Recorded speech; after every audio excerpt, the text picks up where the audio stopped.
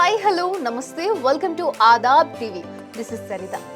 National crush Rashmika Mandanna వరుస సినిమాలతో బిజీగా ఉంది.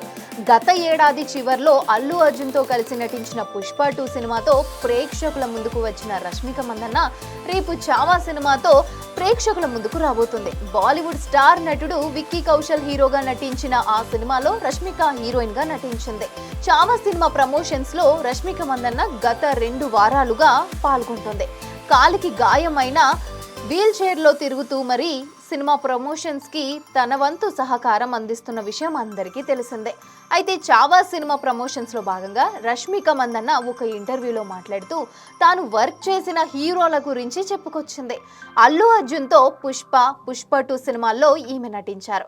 2 సినిమాల్లోనూ అల్లు అర్జున్ తో పోటీ పడి మరీ రష్మిక నటించింది. అల్లు అర్జున్ గురించి రష్మిక మాట్లాడుతూ అల్లు అర్జున్ లో అద్భుతమైన ప్రతిభ ఉంది. అతడితో వర్క్ చేస్తున్నప్పుడు చాలా కంఫర్ట్ గా ఉంటుంది. ఎక్కువ రోజులు ఆయనతో వర్క్ చేసిన అనుభవం తనకు ఉందని, ఆయనతో చేసే ప్రతి సీన్ ను ఎంజాయ్ చేస్తూ నటించినట్లు రష్మిక మందన్న చెప్పుకొచ్చింది.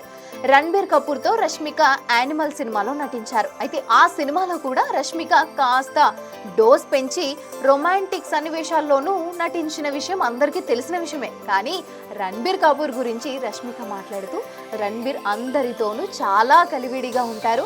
ఆయనతో కలిసి వర్క్ చేస్తున్నప్పుడు చాలా ఎంజాయ్ చేశాను. ఆయన గొప్ప నటుడు మాత్రమే కాకుండా మంచి వ్యక్తి అని రష్మిక చెప్పుకొచ్చింది. ప్రస్తుతం బాలీవుడ్ స్టార్ నటుడు సల్మాన్ ఖాన్ నటిస్తున్న సికిందర్ మూవీలో కూడా ఈ అమ్ముడు నటిస్తున్న విషయం అందరికీ తెలిసిందే. అయితే యానిమల్ హిట్ తో బాలీవుడ్ లో ఈ అమ్ముడు వరుస సినిమాలు చేస్తూ బాక్స్ ఆఫీస్ వద్ద భారీ విజయాలను సొంతం చేసుకుంటుంది. Back to back animal, Pushpa 2 సినిమాలతో భారీ విజయాలను సొంతం చేసుకోవడం ద్వారా చావా సినిమాకి మంచి బజ్ క్రియేట్ అయింది.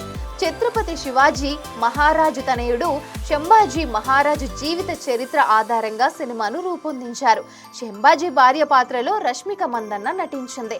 చావా సినిమాపై బాలీవుడ్ ప్రేక్షకులతో పాటు సౌత్ లోనూ అంచనాలు భారీగా పెరిగాయి.